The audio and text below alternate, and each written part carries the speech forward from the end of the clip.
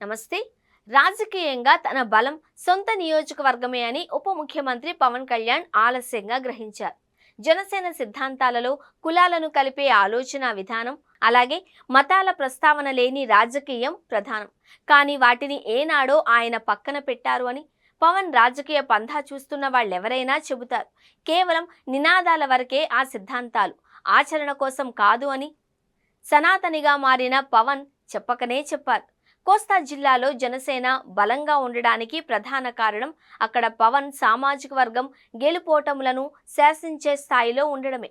ఇప్పుడు ఆయన దృష్టి రాయలసీమపై పడింది. రాయలసీమలో కాపుల్ని బలిజలుగా పిలుస్తారు. రాయలసీమలో కూడా బలిజ సామాజిక వర్గం బలంగా ఉంది. అయితే ఈ సామాజిక వర్గంలో మెజారిటీ ఇంతకాలం టీడీపీకి అండగా నిలుస్తూ వస్తోంది. ఉమ్మడి వైఎస్ఆర్ జిల్లాలో కడప, రాజంపేట, రైల్వే కోడూరు, రాయచోటి నియోజకవర్గాలలో బలిజ సామాజిక వర్గం బలంగా ఉంది. అందుకే వాళ్ళందరినీ జనసేన వైపు తిప్పుకోవడానికి పవన్ వ్యూహాత్మకంగా వ్యవహరిస్తున్నారు అనే చర్చకు తెరలేచింది. ఆ మధ్య గ్రామ సభల ప్రారంభానికి రైల్వే కోడూరుకు పవన్ వెళ్లిన సంగతి తెలిసిందే.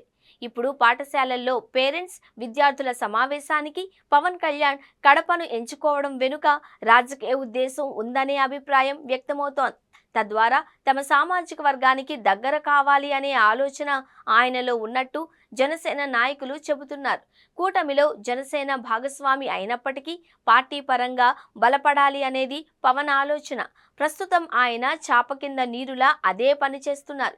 ఈ కోణంలోనే ఆయన ఉమ్మడి వైఎస్ఆర్ జిల్లాలో పర్యటించడాన్ని చూడాలి.